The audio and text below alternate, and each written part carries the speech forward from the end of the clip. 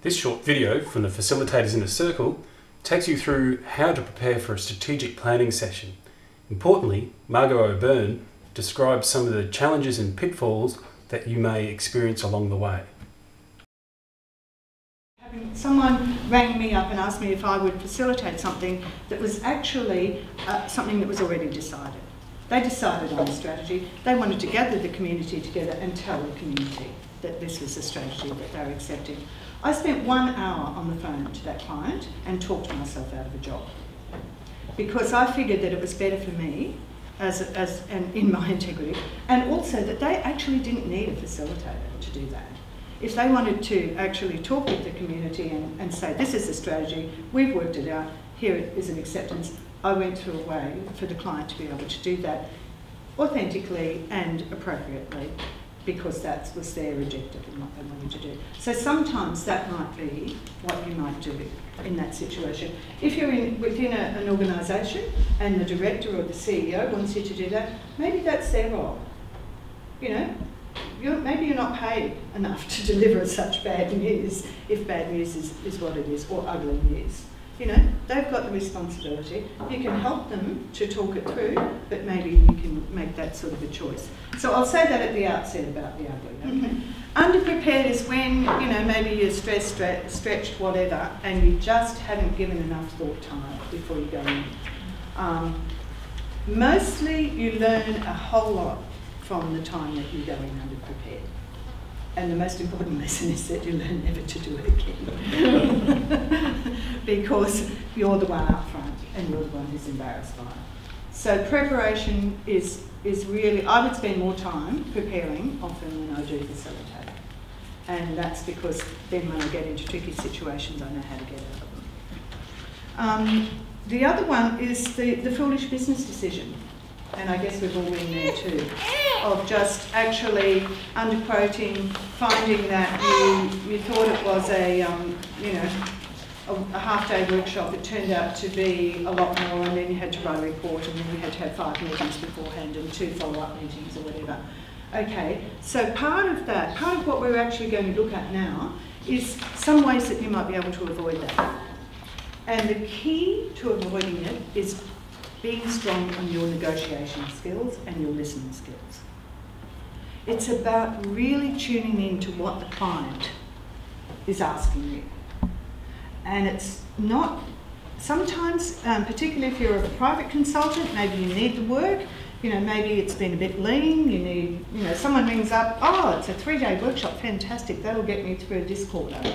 So you're going with the keen, and you're not actually tuned in to what it is that's going on. So that is what I term as an ugly situation. So how to deal with that, how to overcome it. And part of it is to develop some tools that are there, so that when a client rings you up, or in an organisation, your director calls you in, or someone calls you in and says, hey, I want you to do this facilitation, have your little bunch of tools there. And it's mainly around questioning. It's around questioning and questioning and questioning. Asking and asking and asking. Dorothy Strachan again has a whole book on questions. And it's really worthwhile having a look. There's a resource table up there, up at the back, and I've left Dorothy's book up there. Have a look at it. Because she will give you in loads and loads and loads of questions, and often it's in those kind of questions that you'll get the information. Thank you, my trusty assistant. Making questions work. Yes, questions work. Okay, so in terms of that, it's what you need to do, and I've got it here under prevention is better than cure on page 5. You need to have all your senses working when you are contracting. If the alarm bells are sounding and you're feeling a bit queasy, it's time to test your assumptions. Don't go hanging in there with that queasy feeling, because often we've got a gut feeling. So you might turn around and say, can you tell me exactly what you meant by that? Or have you tried that before? Or why are you calling in a process facilitator at this point in time? What was your thinking behind asking for an external consultant? Or if you're an internal consultant and you're so maybe someone from a different division is calling you over and you're kind of going, is there not someone in your division who could be doing this? What did you particularly want from me coming in from the outside?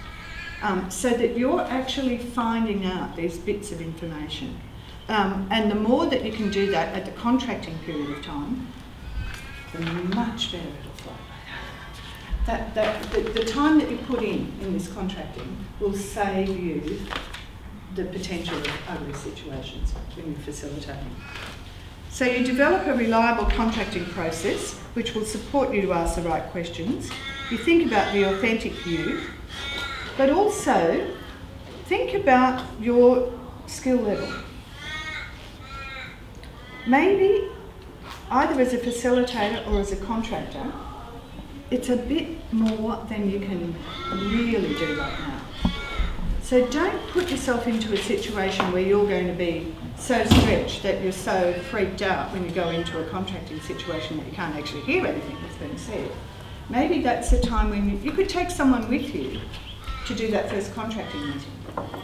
Someone who's skilled or someone who you can sort of play to each other. Or you can ask someone, you can say, that particular bunch of facilitation, like I haven't done a great deal of strategic planning, I'm good at something else, I might bring along my mate Andrew Huffer and we might work together on this. Would that be acceptable to you? And that kind of stuff can often get you through, particularly those difficult and tricky or ugly situations. And don't be afraid to do that. Or alternatively, you could ring up a colleague, a friend, a workmate and say, hey, just let me talk this through with you. I think blah, blah, blah, what's your hunch? So again, you're actually meeting the challenges and then you can ring the client back again and say, hi, I just wanted to check out, this and this and this. Can we have another meeting or can we talk later on the phone? You'll find other videos just like this in the members section of the Facilitators Inner Circle website. They'll include further practical tips on preparing and running strategic planning sessions.